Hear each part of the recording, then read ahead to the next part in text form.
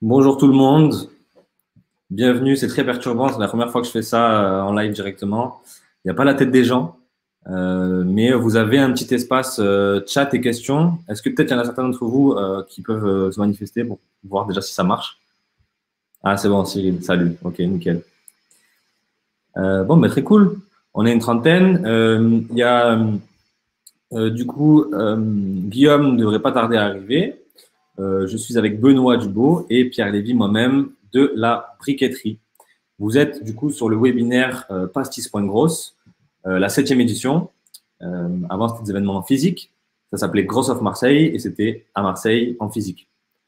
Donc, on a le plaisir d'avoir avec nous aujourd'hui le grand Benoît Dubos, qui va vous dévoiler un peu toutes ces techniques. Et voilà, il y a le troisième retardataire. Hey, hello, désolé, j'ai un peu galéré avec les liens. Je crois que c'était à Marseille qu'on était en retard. Hein. La forme? Ça va et vous les gars? Bah Yes, nickel, t'es en train nickel, on est d'introduire. chaud. J'ai dit, Voilà. j'ai dit sur LinkedIn que j'étais ultra chaud et je me suis, ça va être cool, trop bien.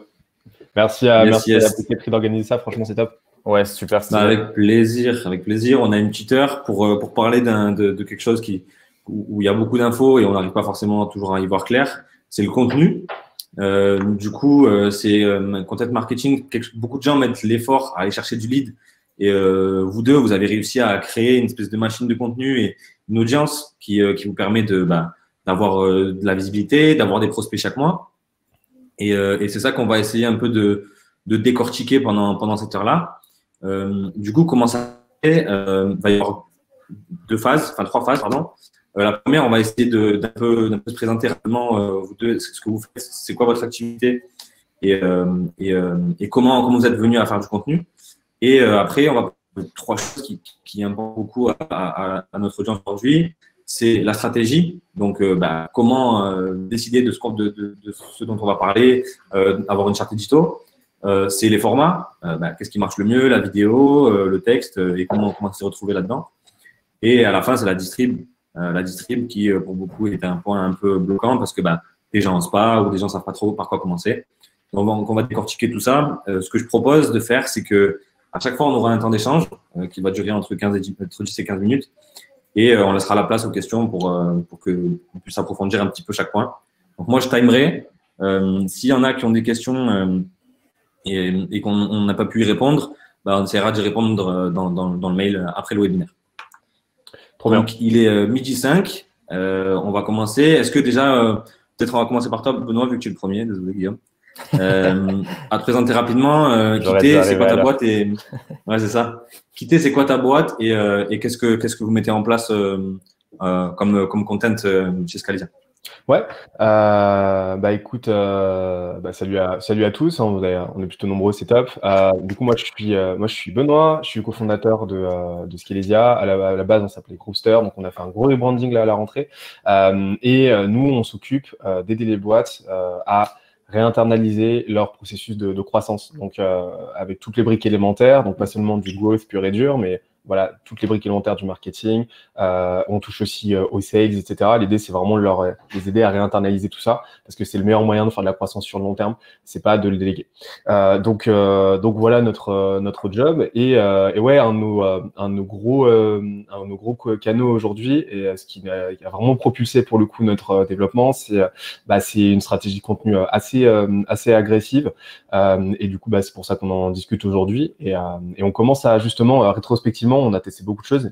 On commence à modéliser justement un petit peu notre stratégie pour justement l'étoffer encore. Donc, donc, on commence à avoir pas mal de data là-dessus. Et donc, ça va être super intéressant d'en discuter ensemble. Et justement, c'était intéressant de discuter avec Guillaume parce que en termes de stratégie de contenu, on fait difficilement mieux en France, tu vois. Donc c'est cool. C'est gentil. Ça commence les fleurs dès les 5 premières minutes. On va s'envoyer des petites flatteries. Moi, j'envoie les compliments comme ça. Moi, je m'en fous. Non, c'est bien parce que vous avez quand même deux stratégies assez, les deux efficaces, mais assez opposées, du coup, dans les formats et dans la façon de faire. Donc, ça va être très cool. Ok, Guillaume, tu peux nous dire quelques mots? Ouais, salut à tous. C'est Guillaume Houbèche. Du coup, je suis CEO et cofondateur de Lemlist, qui est une plateforme qui permet d'aider les équipes commerciales à booker plus de meetings. Donc, nous, en un peu moins de 3 ans, on est passé de 0 à 3 millions de revenus annuels. On a une croissance mensuelle à 2 chiffres. Et dès le début, en fait, on a une stratégie de contenu qui était aussi très agressive. Donc, pareil, je pense que Benoît, on est assez aligné là-dessus sur la production de contenu qui apporte de la valeur. Donc, on n'a pas forcément pensé, et ça, c'est un truc dans lequel on pourra débattre aussi sur la partie SEO versus pas SEO. Donc, nous, on avait une stratégie qui était vraiment orientée utilisateur et on a créé la plus grosse communauté autour des sales automation. Donc, ça sera peut-être dans un second temps quand on parlera de distribution. Donc, comment créer des communautés pour distribuer son contenu sur différents channels. Et puis, voilà, donc contenu, grosse partie de notre croissance aujourd'hui et aussi très helpful sur la partie création de communauté. Juste pour que les gens se fassent une petite idée, vous deux, c'est quoi la part du content marketing dans vos revenus? Ou dans votre stratégie, est-ce que vous faites plus 50%, 50%? Qu'est-ce que c'est quoi la répartition? Alors moi, de mon côté, c'est en fait c'est tellement énorme que on l'a pas quantifié en tant que tel, tu vois. Mais vraiment aujourd'hui, ça fait partie de c'est notre canal d'acquisition principal. Genre tout aujourd'hui se trame autour de notre stratégie content, tu vois. Donc c'est vraiment la pierre angulaire. Et après tout ce qu'on va venir dessus, notre outbound, etc. Tu vois. Ça vient propulser, en fait, ça vient en complément en tant que distribution, tu vois, de notre contenu. Donc aujourd'hui, vraiment, sans le contenu, on n'aurait clairement pas les résultats qu'on a aujourd'hui, tu vois. Voilà. Ok, trop bien. Ouais, et chez nous, du coup, on a je suis assez d'accord avec Benoît là-dessus, tu vois. En fait, si tu veux, le contenu, pour moi, ça va être, si on doit prendre une sorte de visualisation, une image de tout ça, c'est genre les balles que tu vas mettre à l'intérieur d'un flingue ou d'un fusil si tu pars à la chasse, tu vois. Donc, sans ça, tu peux pas. Enfin, c'est très utile. Nous, on fait beaucoup d'outbound aussi, beaucoup d'outbound sales. Mais en fait, on se sert aussi du contenu pour créer de meilleures relations et que les gens puissent bien nous voir et en amont avant de les contacter afin d'augmenter à fond les taux de conversion.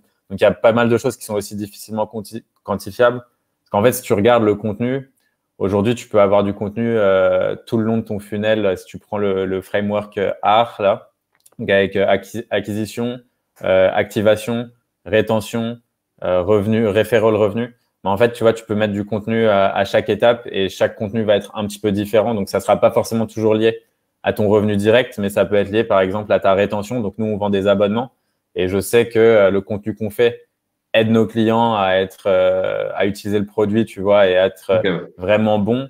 Mais par conséquent, tu vois, c'est du contenu qui c'est difficilement quantifiable et de te dire que tel contenu va te rapporter tant d'argent, tu vois. Après, tu le fais un petit peu au feeling par rapport au retour que tu as, tout ça. Mais sinon, pour plus te donner par rapport à l'argent qu'on dépense, parce que c'est aussi ça qui permet de savoir un petit peu où est-ce qu'on met des ressources, nous.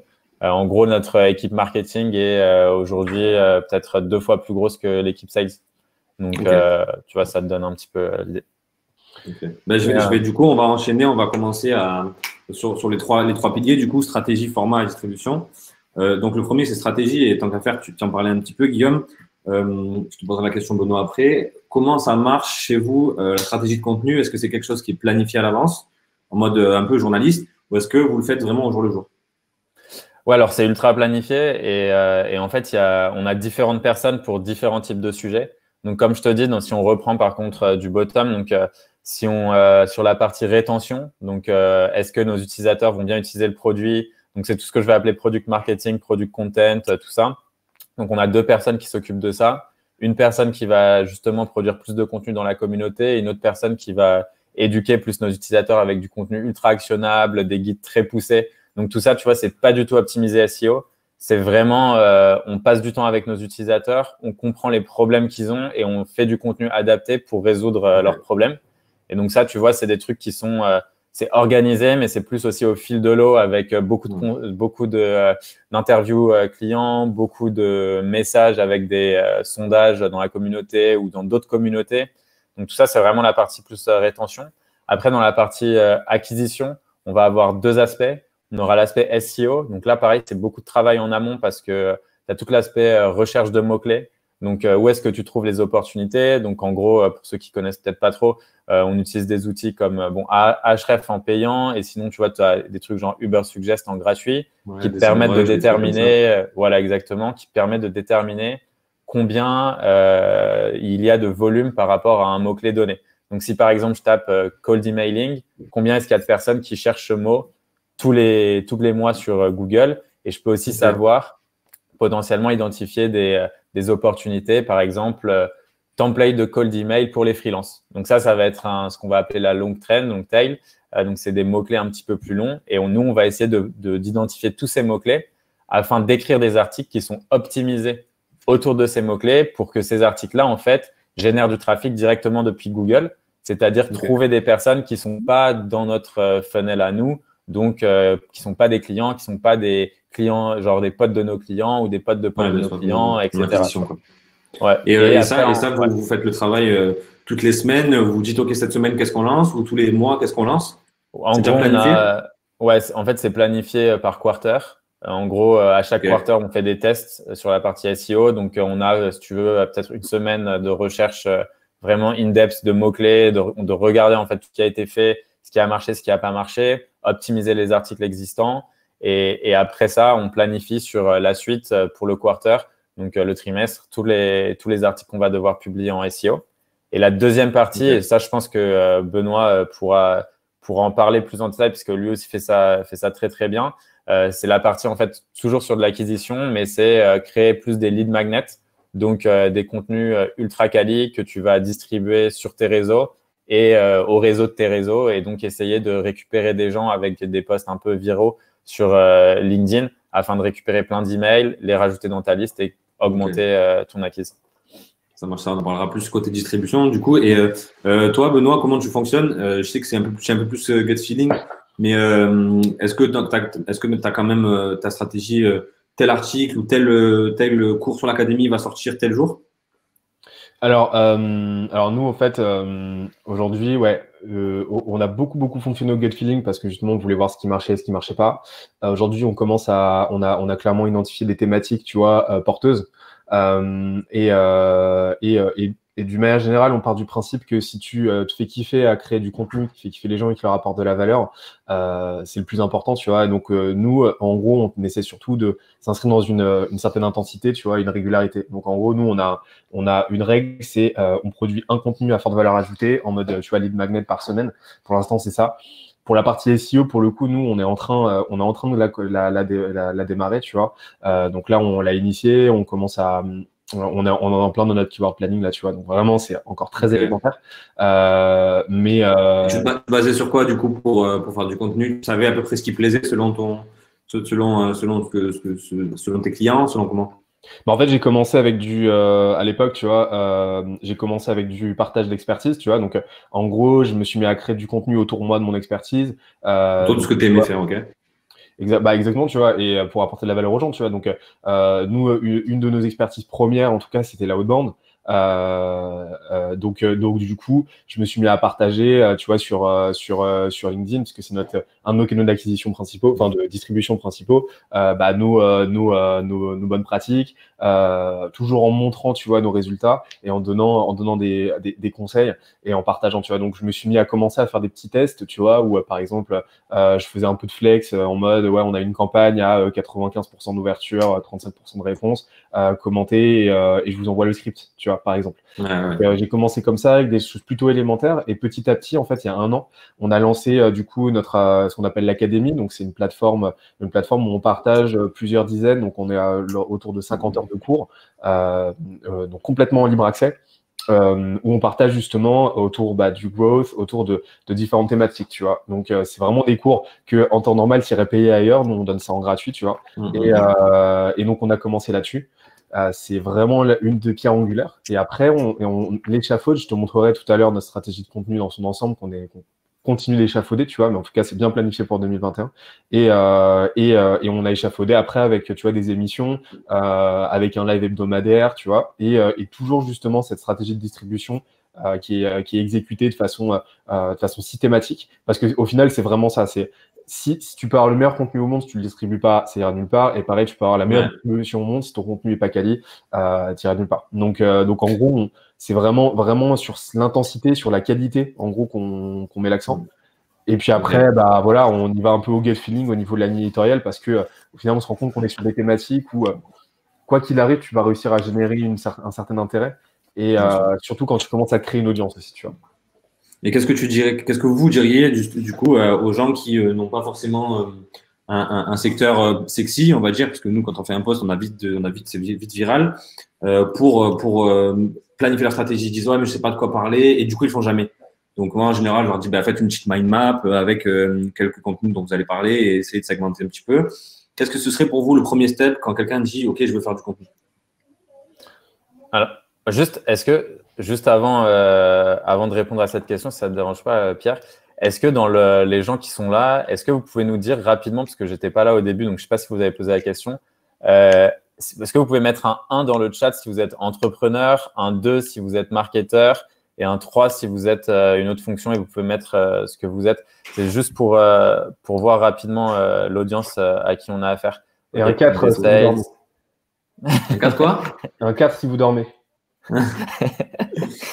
Ok, cool. Donc, beaucoup d'entrepreneurs ou marketeurs. Cool, très bien. Juste pour savoir si on doit adapter un petit peu le discours. Ouais, mais en gros, typiquement, c'est une super question parce qu'en fait, je pense que tu as différents stades et ça viendra aussi avec la distribution, mais soit tu n'as jamais fait de contenu et ce qui t'intéresse, c'est de démarrer, tu vois. Donc, pour moi, il n'y a pas d'industrie qui est sexy ou pas sexy, tu vois, parce que en vrai, même les sales à la base, c'est pas ultra sexy, mais tu peux tout rendre sexy si tu as envie, tu vois. L'idée, c'est de trouver dans un premier temps les questions que les gens se posent. Donc, pour ça, tu as deux façons. Mettons que tu sois dans la thématique, je sais pas moi, du jardinage. Bah, tu vois, tu peux taper genre sur Google jardinage ou tu peux aller par exemple sur Quora et taper jardin, jardinage, enfin tous les mots-clés qui sont autour du jardinage. Tu mets ça dans Quora. Donc, Quora, c'est un réseau social de questions et tu vas avoir en fait toutes les questions que les gens se posent. Idéalement, Quora est beaucoup plus poussé à l'international. Donc, tu as énormément de questions qui sont basées, tu vois, écrites en anglais. Donc, traduis tes mots-clés et mets-les en anglais sur Quora. Comme ça, tu auras plus de réponses. Et ça, en fait, tu vas pouvoir voir quelles sont les questions les plus posées que les gens ont. Et donc, déjà, de base, toi, répondre à ces questions ou en tout cas prendre des éléments de réponse que les gens ont déjà fait, bah, ça te permet, tu vois, de créer du contenu ultra rapidement sans trop te stresser et du contenu qui apportera de la valeur aux gens, tu vois. Donc, Quora, c'est ultra bien pour ça. Ouais, vas-y, tu vois. Vas-y, non, mais je te coupe parce que je rebondis sur ce que tu dis. Ouais, dis-moi. En fait, on a aussi ce complexe-là, au début, je l'avais, de dire, OK, mais en fait, ce contenu, il a déjà été fait par quelqu'un d'autre. Du coup, moi, j'ai pas de valeur ajoutée à le faire. Comment vous voyez ce truc-là? Parce qu'en soi, on fait à peu près tous, nous trois ici même, il y a des articles et des contenus qui vont forcément, entre guillemets, se répéter. Est-ce que c'est grave? Est-ce qu'il faut mettre de la différenciation là-dedans pour vous? Bah, en fait, je pense qu'il y a deux points ultra importants.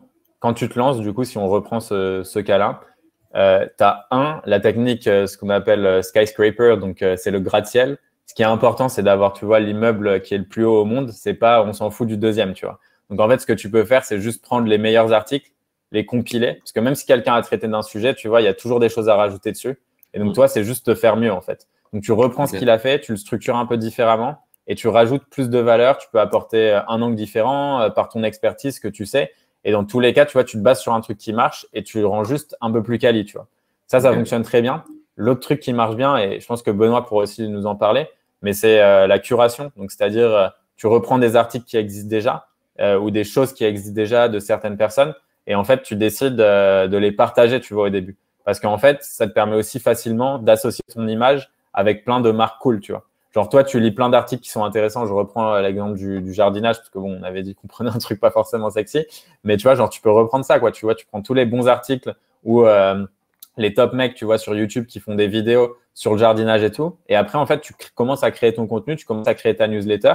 Et là, en fait, ces gens-là, tu vas les contacter en leur disant « Hello, j'ai lancé ma newsletter, j'ai mentionné ton truc parce que j'adore ce que tu fais, blablabla. » Et en fait, en faisant ça, si tu le fais bien et que les gens, tu vois, déjà, ils vont se sentir flattés. 2, tu commences à créer une relation avec eux, donc ce qui est cool parce que tu partages leur Quora, pardon, c'est Quora.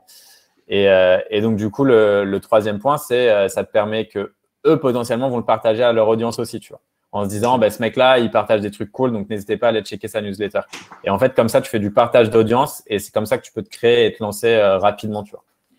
Ouais, clairement, mais la curation de contenu, c'est vraiment un très bon moyen de démarrer, tu vois. Si vraiment t'es pas très à l'aise. Moi, la première question à se poser pour moi, c'est déjà quel est mon mode d'expression privilégié, tu vois. Tu as des gens qui vont bien rendre en vidéo, qui aiment parler, tu vois. D'autres qui vont être plus à l'aise à l'écrit. Dans ces cas-là, déjà, ça te permet de choisir ton format. On va en parler juste après, hein, les gars. Ouais, ok, ça marche. Donc, ouais, c'est la première question à te poser, tu vois.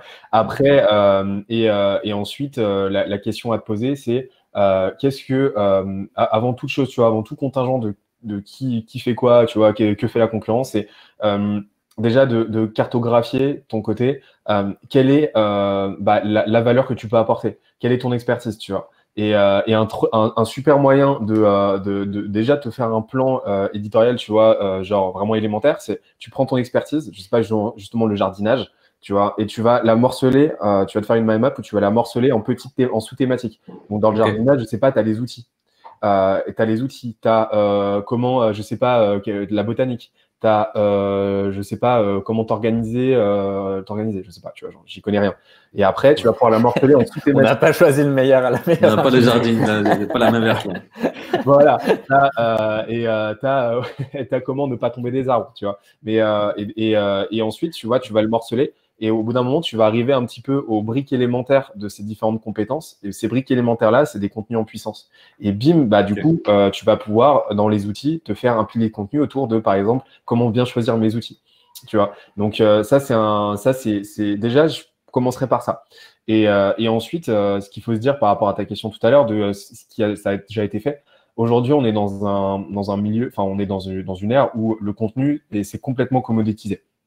C'est-à-dire que aujourd'hui, la seule plus-value des formations en ligne payantes, c'est de faire justement de l'agrégat d'un contenu qui est trouvable en ligne, tu vois, pour 95% de ce contenu-là, de façon bien packagée pour que ce soit digeste et actionnable pour toi. Mais sinon, le contenu en lui-même, si tu te donnes les moyens d'aller chercher, tu vas le trouver. Donc en fait, finalement, la question, c'est pas nécessairement d'apporter quelque chose de nouveau, c'est de devenir le catalyseur justement d'un trafic en recherche de ce contenu-là, tu vois.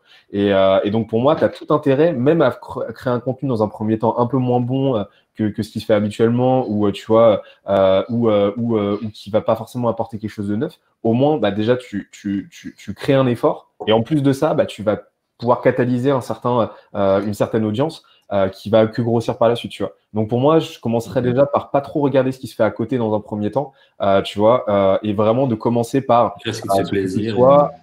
Ce qui fait plaisir, mais surtout déjà commencer. Et de toute façon, franchement, je peux le dire, je te dis, pour avoir fait avec pas mal de boîtes qu'on accompagne, même si ta stratégie éditoriale est élémentaire, même si tu sais pas encore très bien produire du contenu, si tu partages ton expertise avec passion, tu vois, et que tu le distribues correctement, même sans tu vois, juste un post LinkedIn bien fait, par exemple, déjà tu peux avoir des résultats et ça te permettra vraiment de voir que finalement ça en vaut la peine. Donc vraiment, c'est plus faire un petit pas, ne pas avoir peur de se lancer, ne pas trop gamberger trop sur la stratégie et essayer de faire du contenu à forte valeur ajoutée, de se lancer. Moi, ce que je conseille aux gens, c'est de se donner 3 mois. Pendant 3 mois, tu fais un contenu que tu distribues par semaine, tu vois, avec le canal que tu veux, tu vois, mais tu te dis pendant 3 mois et tu fais le point 3 mois après. Et 99% du temps, tu ne voudras pas revenir en arrière, quoi. Ok. Peut-être dans le chat, dites-nous, on va passer aux questions juste après, mais dites-nous s'il y en a certains d'entre vous qui ont toujours peur de se lancer et pourquoi vous avez peur. Si vous n'avez toujours pas écrit d'article alors que vous avez plein de choses à partager. Et pendant ce temps, on va passer aux questions. Juste sur les questions, j'en ai vu qui sont super intéressantes, mais qui interviendront plus dans la distribution, donc je les poserai après. Il y a une question qui est pas mal posée, c'est par rapport au temps de production et à la qualité et à qui le produit. Donc, chacun, combien de temps par semaine vous passez à créer du contenu et qui le crée? Est-ce que c'est vous, vos employés, ou est-ce que c'est externalisé? Alors, je pense que Guillaume, pour le coup, va avoir des données beaucoup plus sexy à nous donner. J'avoue, en fait, moi, ça a pas mal changé en vrai. Au début, donc je faisais tout, comme quand tu lances une boîte. Maintenant, il y a une équipe market donc, qui s'occupe d'écrire du contenu. Donc, tout ce qui va être plutôt maintenant orienté utilisateur, tout ça, donc vraiment rétention, ça va être en grosse majorité mon équipe qui s'en occupe. Sur la partie SEO, tout ça, idem. Moi, ce que je vais écrire, c'est plus des articles, tu vois, qui sont des grecs, quoi, des grosses retours d'expérience sur comment est-ce qu'on a fait pour grossir la mise jusqu'à 1 million, puis jusqu'à 2 millions, puis jusqu'à 3 millions. Donc, des grosses histoires, tu vois, sur où là, je partage vraiment ce qui a été difficile, nos échecs, les choses qu'on a appris, etc. Donc, ça, c'est plutôt point de vue du CEO donc, que je partage. Après, je fais énormément de vidéos. Donc, j'ai lancé une chaîne YouTube aussi sur justement, le but, c'est de devenir la référence de l'entrepreneuriat en France. On l'a lancé il y a 3 semaines où on a un challenge de 30 vidéos en 30 jours. Donc, sachant que, tu vois, on a… D'ailleurs, je peux vous montrer un petit peu. Là, on est dans les bureaux, tu vois. Donc, j'ai le setup parce qu'on doit tourner cet après-midi. On va en parler dans les formats, on ne dévoile pas trop. Ouais, mais du coup, voilà. Donc, moi, je passe beaucoup de temps en ce moment et je pense que sur les prochains mois, je vais passer beaucoup de temps à faire du contenu. Mais plus, moi, du coup, c'est sur la partie, ce qu'on appelle top-up funnel. Donc, awareness, brand, awareness. Et donc, voilà, faire venir des gens qui… apporter un maximum de valeur, ne rien vendre en retour, ne rien demander. Tu vois, sur YouTube, on ne demande jamais les emails, les trucs comme ça, juste apporter un max de valeur et voilà, c'est ça. Et donc, toi, donc on va dire à peu près une vidéo par jour, mais parce que tu es dans une certaine maturité de boîte, une vidéo par jour et quand même pas mal de contenu, peut-être 3-4 posts par semaine, je vois. Ouais, c'est ça. Ouais, c'est ça. Après, j'ai une équipe qui m'aide aujourd'hui là-dessus aussi. Ouais, bien sûr. Ok, mais c'est franchement ton projet d'ailleurs. Non, franchement, c'est top et allez cliquer sur la vraiment chaîne pour le YouTube. coup, on va vraiment pour le coup en plus la logique top funnel quoi. Genre on la voit vraiment et pour le coup en plus là tu dépasses tes objectifs donc c'est top et par contre tu dois charbonner. Hein. Ouais, là j'ai les yeux ultra rouges, mais ça se passe pas trop. mais du coup, de notre côté, justement, on n'en est pas encore au stade d'avancement. En tout cas, aujourd'hui, on a choisi de développer plutôt la partie sales de notre côté. Et pour l'instant, nous, on est que 2 au contenu. Donc, c'est moi qui continue de tout produire. Et j'ai une personne qui m'aide au montage. Des épisodes, etc. et qui mettent sur le repurposing du contenu, en gros, tu vois. Donc, on a décidé de maintenir comme ça parce que justement, déjà, c'est quelque chose qui me fait kiffer et en plus de ça, c'est quelque chose que j'ai bien processé de mon côté, donc et que j'avais pas encore suffisamment formalisé. Donc là, on commence à y venir. Et donc demain, du coup, on va pouvoir scaler ça et monter une équipe, tu vois. Donc là, aujourd'hui, pour te répondre combien de temps ça me prend, c'est variable en fonction des semaines, mais je vais pas y consacrer finalement tant de temps que ça, tu vois, parce que ça, à la fin, tu as l'habitude, ça devient une hygiène, tu vois. Donc je vais, pour te répondre, une grosse moyenne, ça va me prendre une journée, peut-être une journée, tout compris, production du contenu et distribution par semaine, lissé sur le mois, tu vois, en gros. Surtout que tu utilises beaucoup vous réutilisez aujourd'hui, maintenant, comme vous avez pas mal de contenu, vous pouvez vous permettre de réutiliser du contenu et de prendre une vidéo et de la transformer en plusieurs posts de blog, en plusieurs articles, plusieurs cours, par exemple, pour toi, Benoît. Si tu veux, je peux partager mon écran ou… à la base, je voulais le faire en audio, mais vas-y, partage. Non, je peux décrire. Si tu veux, je peux te montrer pour montrer notre stratégie de contenu, comme ça tu vas comprendre. Oui, les gens ils seront contents. Je crois. Mais en gros, je vais essayer de le décrire. Ça me revient, tu voulais en faire un podcast. C'est moi, tu as foutu ma stratégie de distribution en l'air.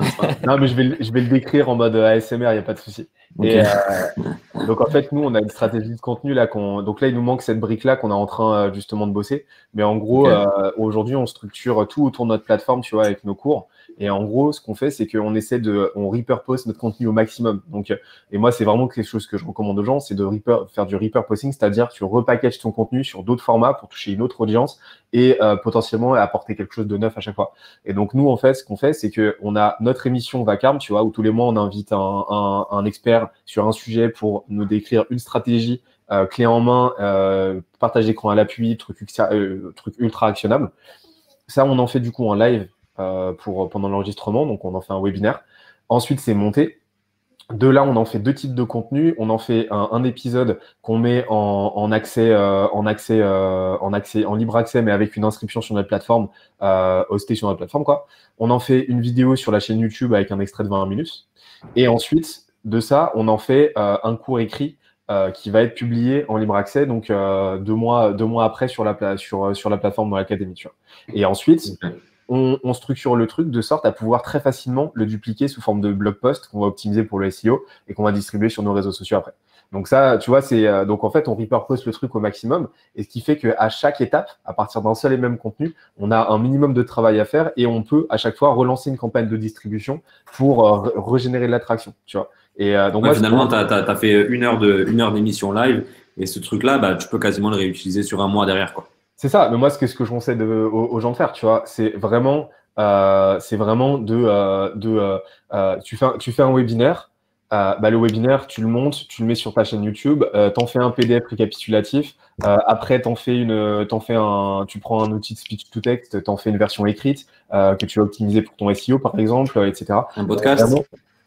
Un podcast, tu vois, et donc vraiment, ce que je conseille, c'est d'y aller bourrin sur le repurposing, de jouer sur la temporalité aussi, tu vois, parce que forcément, ton audience, elle va pouvoir se renouveler d'un mois à l'autre. Elle aura pas forcément, plus forcément le souvenir qu'il y a 2 mois, tu as fait tel webinaire, et du coup, tu vas pouvoir lui repousser un seul et même contenu que tu auras repackagé. Et il y a aussi un truc qui marche très bien, justement, c'est le repackaging en tant que tel. Nous, ce qu'on fait régulièrement, enfin de temps en temps, tu vois, pas régulièrement non plus, mais on prend un cours de notre académie, par exemple, qu'on met à jour, tu vois. Donc on le réactualise, on change le titre, etc. Et on le repousse tout simplement, tu vois. Et donc à partir et ce que ça nous permet de faire, c'est à partir d'un contenu existant, on a déjà 80-90% du travail fait. On a juste à rajouter un petit peu de contenu, ça nous demande quelques heures, et bim, ça nous refait un contenu qu'on peut redistribuer par la suite, tu vois. Et ça, pour le coup, tu vois, c'est des petites méthodologies que tu peux mettre en place sur la durée, qui te permettent de gagner énormément de temps et de maintenir une grosse intensité en minimum de temps de travail, tu vois. Ok. Ah merde, Guillaume, il nous a quittés. Bon, il va revenir. Toi, t'as le micro coupé. Ah, les gars, mais c'est pas tout seul. J'avais vu qu'il avait fait. Ouais. Ok, bah alors regarde, attends, est-ce qu'il y a des petites questions qui pourraient être intéressantes? Hop. On fera ça plus tard, ok. Du coup, je vais parler un peu des formats. Toi, comment est-ce que tu priorises? Par exemple, je sais que tu fais pas beaucoup de vidéos, contrairement à Guillaume qui, par exemple, se filme à longueur de journée, il n'est pas là, on peut parler sur lui. Qu'est-ce que tu conseillerais aux gens? Comment tu les aides à prendre la décision? Excuse-moi, j'ai pas. Comment tu les aides à prendre la décision sur quel format ils vont commencer? Est-ce qu'ils vont commencer sur de la vidéo marketing? Est-ce qu'ils vont commencer sur Ouais, excusez-moi les gars, il y a un pas de souci. On est passé au format du coup. Ouais. Et on allait demander qu'est-ce que vous conseillerez à quelqu'un qui se lance sur le contenu ou qui n'est pas encore full contenu? Par quoi commencer? Est-ce qu'on commence par un article? Est-ce qu'on commence par une vidéo? Et comment est-ce que vous priorisez ça? Ouais. Tu veux commencer, Guillaume? Comme tu veux, vas-y, hein, si tu étais lancé. En gros, c'est octogone inversé. Okay. En gros, ce que je recommande déjà, comme j'ai dit tout à l'heure, c'est choisis un canal avec lequel tu es à l'aise. Si tu es à l'aise à l'écrit, fais de l'écrit déjà. Si tu es à l'aise avec de la vidéo, si tu aimes bien te mettre en avant, si tu rends bien l'oral, que tu as une belle prosodie, vas-y, fais de la vidéo. Déjà, il faut commencer avec un canal avec lequel on est à l'aise. On s'en fiche de la performance de tel ou tel canal. L'important, c'est de commencer à faire un contenu, de commencer. Et ensuite, commencer par des choses simples. Donc, effectivement, tu vois, la curation de contenu, si tu veux faire de l'écrit, la curation de contenu, c'est un excellent moyen. Et en gros, essaie de privilégier des contenus où tu fais levier, où tu fais un transfert d'autorité avec soit le contenu des autres, soit l'autorité des autres. Donc, typiquement, tu vois, des canaux très, très simples à implémenter qui demandent pas trop de travail et qui minimisent le côté je me mets en avant et je me jette dans la fosse au lion, c'est d'inviter d'autres personnes de faire de la curation. Donc, tu crées une newsletter où tu vas faire de la curation de contenu, tu vois, exactement comme on fait nous avec la missive, par exemple. Tu organises, si tu aimes bien, t'aimes bien ta voix, pour le coup, tu fais un podcast sans partage d'écran où tu invites des gens, tu vois, autour de ta thématique. Ça te permet d'avoir un transfert de qualité. Et si on peut prendre un cas d'usage, regarde, tu vois, excuse-moi, je te coupe, Ouais. on peut prendre un cas d'usage. Donc là, il y a Lubna qui me demande, pour une plateforme de e-commerce, je me demande quel serait le type de premier contenu, donc format de premier contenu idéal pour accrocher un maximum de public. Vidéo Elle explicative. fait quoi la plateforme c'est quoi la plateforme e-commerce? Genre, Lubna, c'est quoi ta plateforme e-commerce? Est-ce qu'elle est partie parce qu'on n'avait pas répondu? On a perdu Lubna. Là, ouais, il nous faudrait cette info. Du coup, juste pour finir, ouais, si tu aimes bien te mettre en avant de ce niveau vidéo, tu vois, mais toi, tu organises des webinaires, invites des gens et ça va t'aider aussi pour ta distribution parce que si tu invites des gens avec une audience, tu vas privilégier les gens qui ont une audience, tu vas pouvoir te distribuer auprès d'eux, les incentiver pour qu'ils te distribuent, etc. Et ça te permet du coup de faire grossir rapidement à la fois ta légitimité et ton audience, tu vois. Donc ouais, privilégie des contenus où tu mets les autres en avant dans un premier temps pour déjà te légitimer toi-même, en fait. Ok, c'est cool. Et j'ai peut-être, du coup, pour le format, on disait que par exemple, Benoît faisait un peu moins de vidéos et toi, Guillaume, tu faisais pas mal de vidéos personal branding.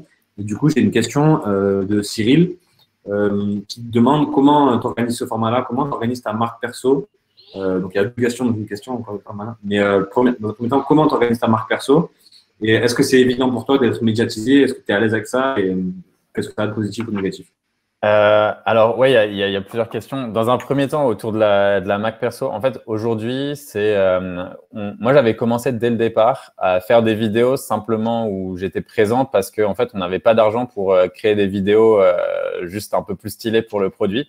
Donc, en fait, la première vidéo qu'on a tournée, enfin que j'ai tournée, c'était moi face à mon écran où je partageais la première version de l'Emlist au moment où on avait lancé sur Product Hunt. Donc, une plateforme américaine pour essayer de mettre en avant ton produit. Et en fait, sur cette plateforme, les gens, d'habitude, ils font une préparation genre de 6 mois où ils payent des agences 5 à 10K pour faire un truc ultra stylé. Et nous, on n'avait pas d'argent. Donc, en fait, j'ai juste dit OK. Donc, j'ai pris un outil qui s'appelle Loom, donc qui te permet de faire une vidéo avec ta tête et en même temps ton écran. Et donc, j'ai fait ça. Et en fait, les retours ont été ouf. Et à ce moment-là, en fait, donc dès le début, je me suis dit, en fait, c'est pas mal et je vois que ça connecte bien avec les gens. Les gens, ils m'écrivaient comme s'ils me connaissaient juste après cette vidéo. Et en gros, je me suis dit, putain, c'est ouf ce que ça peut faire la vidéo parce que juste en parlant face à la caméra, en fait, tu te rends compte que tu connectes beaucoup plus. Donc là, par exemple, toutes les personnes qui nous voient, aujourd'hui, tu vois, ils savent comment on parle, ils savent comment on bouge nos mains. Donc, s'ils nous voient dans la rue, forcément, il y aura un petit peu ce côté où on a l'impression de connaître la personne alors que pourtant… déjà vu. Voilà, exactement, tu vois. Et donc, en gros, je me suis dit… Ouais. Non, vas-y, c'est juste qu'après, on va être un peu short. Mais vas-y, finis par là. Ouais, donc non, juste. Et donc après, à partir de ça, c'est là où je t'avoue, je me suis mis à parler des sujets face caméra sans trop me prendre la tête, des sujets que je maîtrisais. Comme on faisait, nous, on est vachement sur l'aspect vente, relation. En gros, c'était très important pour nous de faire passer ce message de relation. Et après, la question de Cyril, est-ce que c'est évident avec ses co-founders, sa team, etc. Non, c'est pas évident tous les jours parce que bon, ça, on en avait parlé sur ma chaîne avec Grégoire. Il peut arriver d'avoir des gros haters quand tu te mets un petit peu en avant comme ça. Donc, des gens qui disent, ah, voilà, il bouge trop ses mains. OK, je suis italien, merci. C'est pas de ma faute. Mais voilà, tu vois, genre, tu prends des tacles un peu dans tous les sens. Il y a des rageux et tout. Donc, c'est pas évident. Et après, avec la team, moi, je force les gens de ma team à se mettre beaucoup en avant aussi. Donc, sur LinkedIn, chacun a sa personal brand. Les gens peuvent créer des vidéos, mais il y en a qui le font, il y en a d'autres qui ne le font pas. D'autres préfèrent les posts écrits. Comme disait Benoît, je pense que c'est important de faire un format dans lequel tu te sens à l'aise. Ok. Bon, mais c'est top. C'est vraiment top. Et du coup, on va juste mettre celle-là en avant. Comment je fais pour y répondre? Ah, on ne peut pas y répondre. Ah oui, c'est terminé. Hop. Et celle-là rapidement. En gros, c'est Alexandre qui nous dit « Je démarre principalement des grands comptes ». En fait, la question, c'est est-ce que le contenu que nous, on fait, qui est un peu plus, on va dire, start-up, assez cool, est-ce que pour vous, il est adapté aux grands comptes ou est-ce que selon les cibles, il faut quand même réfléchir à des formats de contenu différents? Ce sera la dernière question. Ouais. Moi, je peux peut-être… j'ai une petite anecdote à raconter là-dessus. Ouais, carrément.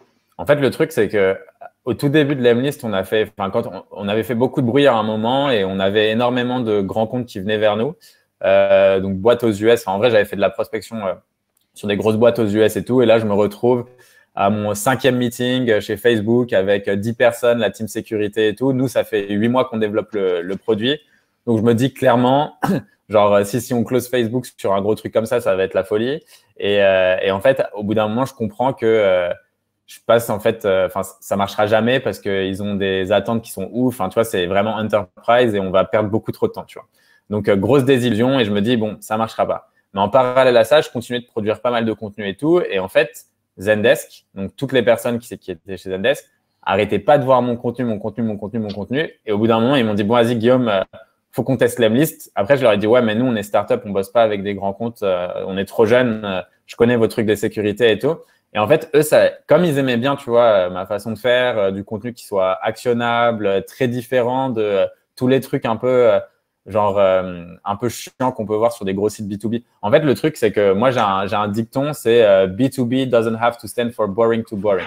Et en gros, il y a trop de personnes qui pensent que parce que tu t'adresses à des grands comptes, en fait, les mecs sont par définition ultra sérieux. Mais en fait, tu vois, même les CFO, les comptables, les trucs comme ça, c'est des gens qui ont des potes, c'est des gens qui font des teufs le samedi soir, c'est des gens qui, tu vois, donc c'est des gens qui aiment rigoler aussi, tu vois. Un peu le truc, quoi.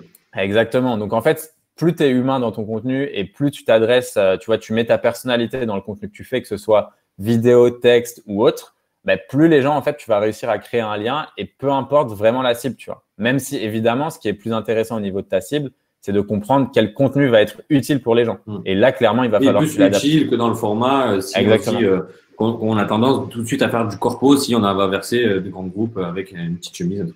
Ouais, exactement. C'est top. Je ne sais pas si Benoît, tu veux apporter un complément. Il est 43, je sais qu'il y a un live après et j'aimerais parler vraiment de distribution. Non, complètement. Non, mais complètement en phase avec Guillaume. C'est pas parce qu'on fait du B2B ou du grand compte qu'on doit être chiant. Au contraire, c'est même un levier que tu auras comparé à tous les autres qui font des livres blancs ou des webinaires absolument flingués, tu vois. Tu auras un gros levier à humaniser justement ta marque. Après, tu as différentes façons de faire du contenu, tu vois. On va pas rentrer dans les détails, mais ça dépend déjà de ta stratégie et de ta cible. Mais plus tu vas humaniser, plus tu vas déjà ton contenu, mais aussi ta brand, plus tu auras des leviers parce qu'effectivement, derrière des fonctions, derrière les posts que tu vas démarcher, à qui tu vas délivrer ton contenu, tu as des gens en fait, et tu as des gens qui ont des sensibilités et les biais psychologiques, les biais cognitifs sont exactement les mêmes en B2C qu'en B2B. Donc c'est complètement se leurrer que de se dire que il faut faire un contenu entre guillemets relou pour plaire en B2B. Au contraire, tu vois. Au contraire. Ok. Tu m'as fait une parfaite transition. Vas-y. Pour la prochaine question de Maxime aussi, qui est posée à Guillaume, mais je pense qu'on peut tous y répondre. C'est du coup encore Maxime qui demande, dans un environnement B2B, ça peut aussi marcher sur d'autres trucs, où le décideur est différent de l'utilisateur, c'est quoi la bonne stratégie de contenu et comment on va la distribuer, qui on va cibler. Donc, déjà, de ce que j'ai compris… Déjà, tu es dans la mouise parce que c'est un peu la pire configuration que tu as d'avoir un décideur différent de ton utilisateur déjà. Donc, bon courage.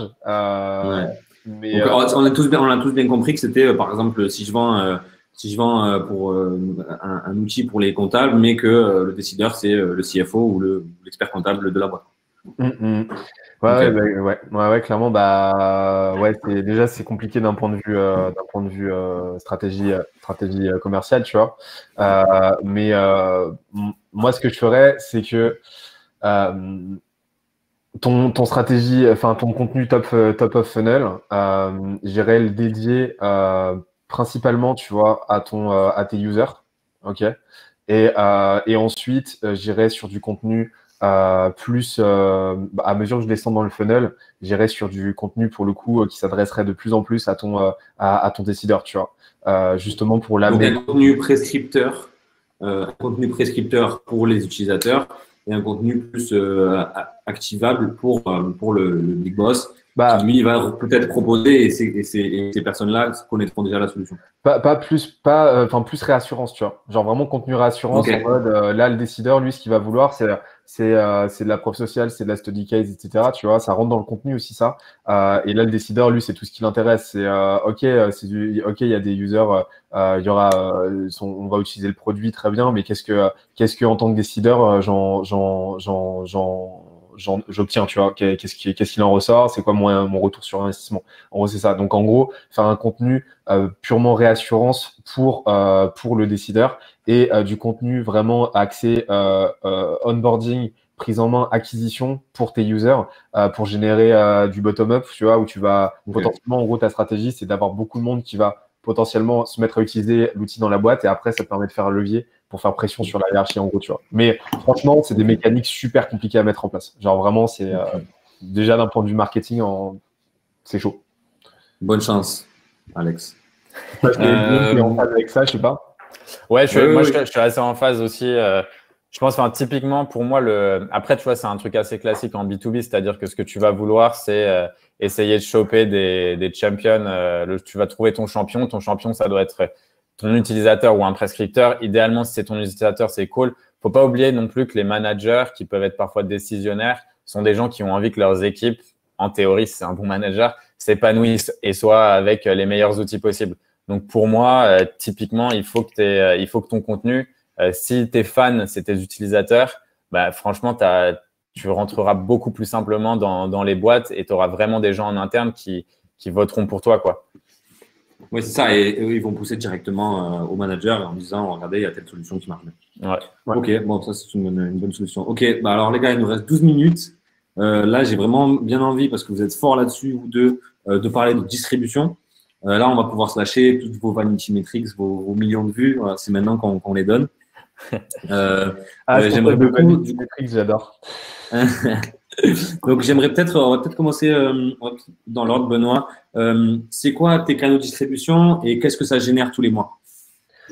Alors, tous les mois, ça va fluctuer, tu vois, parce que tu as toujours des saisonnalités. Je peux te dire mes chiffres depuis le début de l'année. Je les ai pas tous en tête, tu vois, mais en gros, nous, on a une stratégie de distribution aujourd'hui qui est à la fois efficace et élémentaire. C'est on fait des posts LinkedIn ultra engageants, tu vois, et on mise sur la viralité. Et en fait, ce qu'on fait, c'est que on utilise notre base d'email pour réengager notre audience existante sur notre contenu. C'est-à-dire qu'en gros, dès qu'on publie un post, pas systématiquement, mais on le fait assez régulièrement, quand vraiment on veut pousser un post, juste après la publication, donc déjà on l'envoie aux potes, etc. pour générer un premier engagement dessus. Et on commence à avoir beaucoup d'organique très rapidement aussi. Mais ce qu'on fait, c'est qu'on envoie un email à notre base, tu vois, donc 12 000 personnes aujourd'hui, tu vois, pour leur dire ouais, machin, on leur pitch le contenu et à la fin le call to action, c'est pour rejoindre la liste d'attente et qu'on te l'envoie, va t'engager sur ce post, quoi, en gros, tu vois, tout simplement. Okay. Donc là, tu parles de LinkedIn, hein? Ouais, LinkedIn, ouais. Donc en fait, on fait travailler l'email marketing et LinkedIn, le content sur LinkedIn en synergie, qui nous permet de créer une énorme viralité très très vite sur le post. Et ça fait que grosso modo, on tourne à 100, autour de 100, 150, en moyenne 100 000 vues par post, en moyenne. Et depuis le début de l'année, du coup, on en est à, sur mon compte, j'approche les 4 millions de vues sur mes posts. Et du coup, ça a fait que il y a un an, en août, quand on a lancé la plateforme en 2019, le premier mois, on a fait 51 inscriptions, tu vois. Et là, le mois dernier, on en a fait 2400. Donc, 2400, ok. Donc, ça, juste avec des posts LinkedIn et des contenus que tu envoies. Beaucoup de référals aussi, beaucoup d'organiques parce que forcément, tu vois, tu ramènes du monde. En gros, ça, c'est le principal. Et puis après, tu as tous les gens qu'on va inviter, tu vois, dans nos émissions qui vont distribuer aussi leur côté. Donc, tu as aussi pas mal de word of mouth. Mais sinon, ouais, ça va être un peu le staple, tu vois, dans notre stratégie. C'est LinkedIn pour distribuer avec l'email marketing en surcouche. Ça va vraiment être un gros boost. En gros, c'est ça. Ok. Et du coup, tu utilises 0 pod sur tes posts? C'est vraiment, en fait, c'est vraiment anecdotique, les pods. C'est vraiment, c'est vraiment histoire de dire, mais tu vois, typiquement, Moi, ce que je fais, je l'utilise vraiment pas pour la preuve sociale. C'est vraiment pour l'algorithme, pour être sûr qu'il s'embraye. Je vais mettre une trentaine, quarantaine de likes et une vingtaine de commentaires qui vont se publier très très vite juste après la publication. Et donc tu vois, quand tu vois que sur nos derniers posts là, on a fait dans les 1500, 2000 commentaires, ça représente vraiment une infime fraction en fait de notre reach global. Et c'est vraiment pas à utiliser les pods pour faire de la preuve sociale ou quoi. Si ton contenu est pourri, les pods ça t'apportera absolument rien quoi. Donc, et en plus, c'est grillé aujourd'hui que les posts sont podés, tu vois. Donc ça. C'était ma petite transition. Guillaume, les pods. On peut du coup justement parler de ce fait d'être grillé. Toi, donc j'ai entendu dire que tu t'étais fait ban, c'est ça? Ouais, c'est ça. Moi, je suis en prison chez LinkedIn. Ok, LinkedIn tombe ban à vie carrément. En fait, c'est un peu compliqué. Donc, pour donner un petit peu de contexte, les pods, comme Pierre l'a mis en commentaire, donc c'est des groupes de personnes qui vont se mettre ensemble et qui vont engager directement sur un contenu. Pour donner un cas d'usage très classique, tu postes quelque chose dans ta boîte, tu as envie d'avoir plus d'engagement, tu vas le mettre sur le Slack ou n'importe quel groupe de messages que vous avez en entreprise. Avec ton lien LinkedIn, tout le monde va cliquer dessus et va aller liker. Ça, c'était un truc qu'on voyait et qui était un peu chiant. Donc, avec mes associés, on a lancé un projet qui s'appelait Lempod. Donc, c'est une extension Chrome qui automatisait ça. Et en gros, en 18 mois, on avait monté le projet à plus de 600 000 € de chiffre d'affaires annuel. Et c'est un projet qu'on a revendu cet été à des entrepreneurs basés en Australie. Et en fait, ce qui s'est passé, c'est que LinkedIn m'a contacté pour me dire que les pods étaient contre leur termes and service. Mes avocats ont répondu que c'était pas réellement le cas d'ailleurs. Et du coup, LinkedIn a décidé de bannir mon profil en étant le CEO de Lempod. Sauf que je ne suis plus le CEO de Lempod. Donc, si vous connaissez des gens sur LinkedIn, dites-leur de me débloquer mon putain de profil. et donc là, je suis encore en contact avec LinkedIn. En fait, ils veulent que je balance le nom de l'acheteur. Sauf que dans le contrat de vente, on n'a pas le droit de disclose ni le montant ni les acheteurs. Ils veulent garder leur anonymat, donc ce que je peux comprendre. Et donc, c'est un peu compliqué pour moi. Mais petit à petit, je pense que je récupérerai mon profil dans les mois qui viennent. Mais bon, c'est des discours d'avocat. Donc, tu vois, c'est toujours chiant. Tu as un message. Après, ça te prend un mois avant d'avoir la réponse. Enfin, assez fatigant. Mais quand j'avais un profil LinkedIn, du coup, mais ça marche toujours avec toutes les personnes qui bossent chez nous. C'est ma question, c'est est-ce que ça t'a un peu coupé l'impunité du coup, Jadis, c'est ça. Bah écoute, moi je faisais pareil, un peu comme Benoît, des millions de vues. Je postais beaucoup de vidéos, beaucoup de posts un peu viral où je disais si tu veux récupérer un document, mets un commentaire, ou si tu veux le lien, mets un commentaire. Ça, c'était ultra utile parce que ça nous permettait de booster à fond pour des webinars. Donc, on a fait des webinars avec des mecs comme Aaron Ross, Jill Rowley, donc vraiment les rockstars aux États-Unis dans le monde du sales. Donc, c'était vraiment, vraiment très, très cool. Et aujourd'hui, dans la distribution de notre contenu actuel, on a, en fait, pour reprendre un peu la base de la distribution de contenu, tu as 3 types de canaux. Tu as ce qu'on appelle les canaux que tu own, donc que tu détiens. Donc ça va être ta newsletter, nous, en l'occurrence, notre communauté sur Facebook. Ça peut être aussi un groupe ou peu importe, enfin tout ce que tu détiens à 100%. Ensuite, tu as la partie earn, donc c'est ce que tu vas gagner. Donc là, c'est par exemple toutes les personnes qui vont partager pour toi ou ça va être potentiellement des genre grosshacker.com, tu vois, des plateformes qui essayent de faire de la curation sur les meilleurs contenus, tout ça. Et après, tu vas avoir la partie paid. Donc ça, c'est tout le contenu que tu vas payer et sponsoriser. Donc, sponsoriser ton livre blanc sur Facebook, sur LinkedIn, etc. Donc, toute la partie paid, on la fait pas. Bon, on est des Français, on est des crevards, on ne veut pas dépenser d'argent là-dessus. Donc, on a que les autres canaux. Et ce qu'on fait énormément, nous, c'est aussi chacun, en fait, pour donner des petites métriques, par mois, on doit générer quasiment 1 million de vues tous les mois sur tous les profils LinkedIn de la team. Donc, les gens en market postent des trucs plus market, etc. Donc, sur nos process, sur ce qu'on fait en interne, les guides qu'on a écrits, etc. Et les sales, eux, on y approche un petit peu différent. Donc, ils parlent plus sur des sujets typiques sales pour se positionner comme des leaders. Les sales n'écrivent pas forcément toujours leurs posts. Donc, ils ont généralement des idées et ils bossent toujours avec la team market pour se créer leur personal brand et pousser justement tout ça et se mettre en avant, apporter de la valeur aux utilisateurs. Et ça, tu vois, donc millions de vues, ça se traduit en quoi? Pour nos sales, ça se traduit en une vingtaine, entre 20 et 30 par mois, démos ultra qualifiés avec des prospects. Donc, ça te fait un closing à quasiment 50%. Donc, c'est pareil, des milliers d'euros de chiffre d'affaires chaque mois qui tombent juste avec des leads ultra quali, quoi. Ouais, exactement. Ouais. Ok, c'est vraiment top.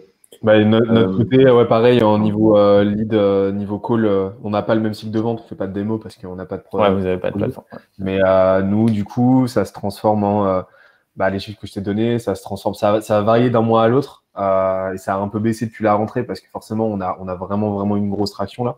La courbe, elle est en train d'éclater. Mais du coup, ouais, ça nous fait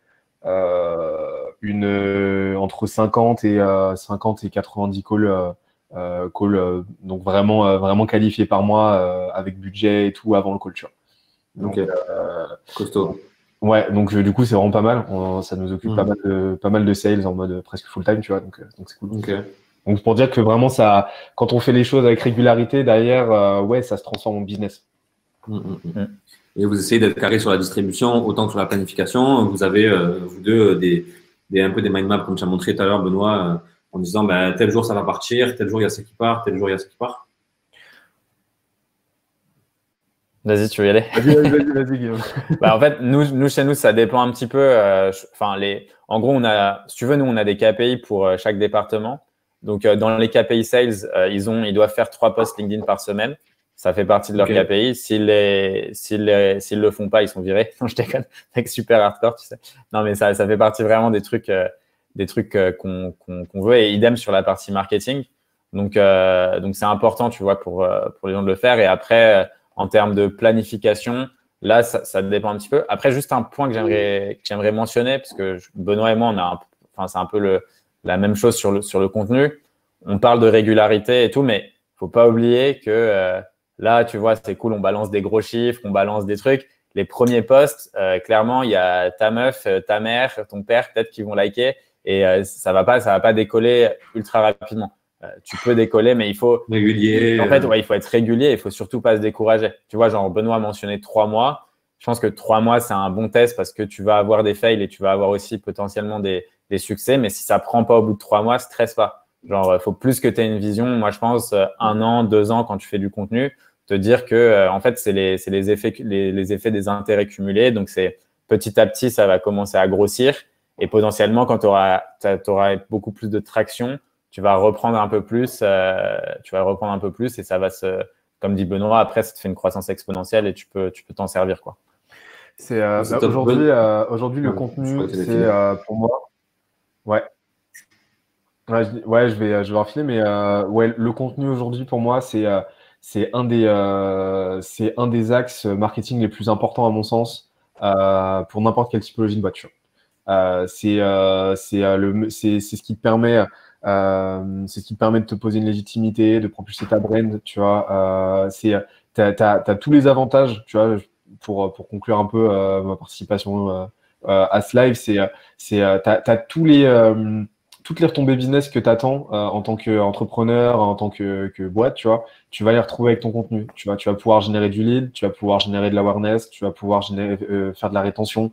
Donc tous tes leviers de croissance, en gros, tu vas pouvoir les propulser avec ton contenu. Donc vraiment,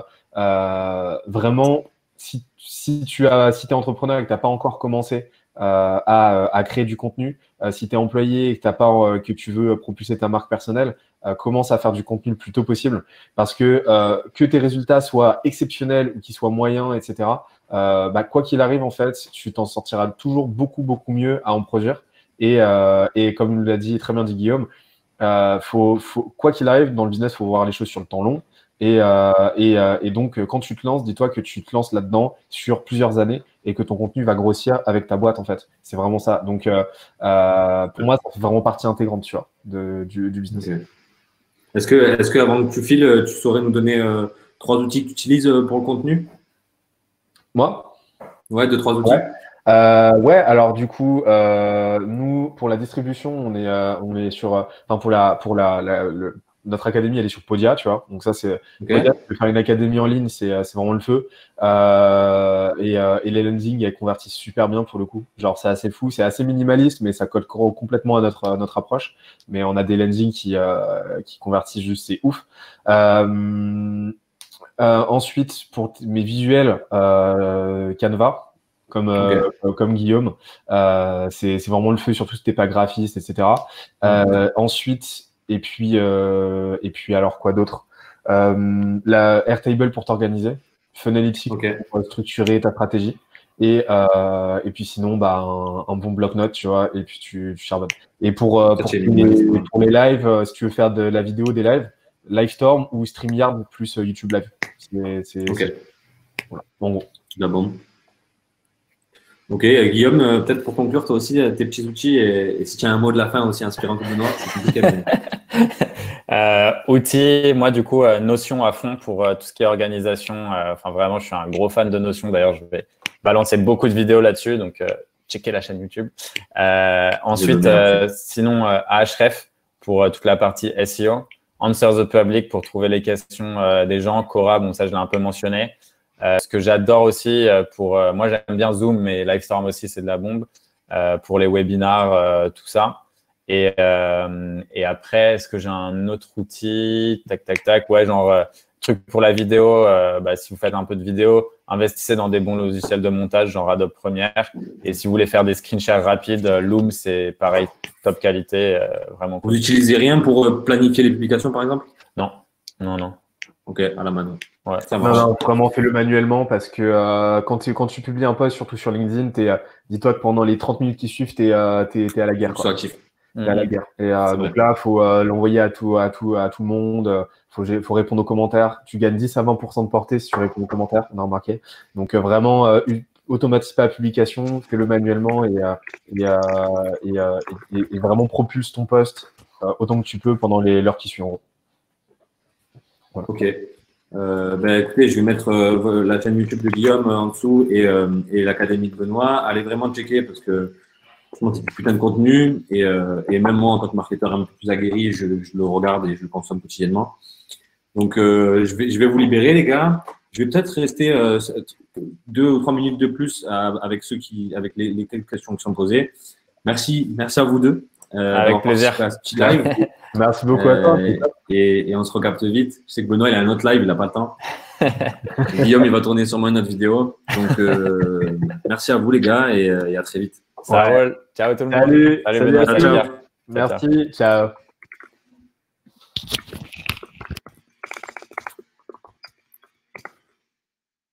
Seul.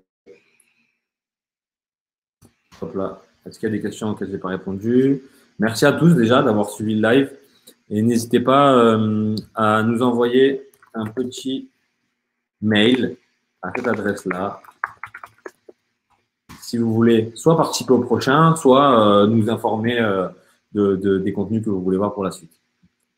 Je vous dis au revoir à tout le monde.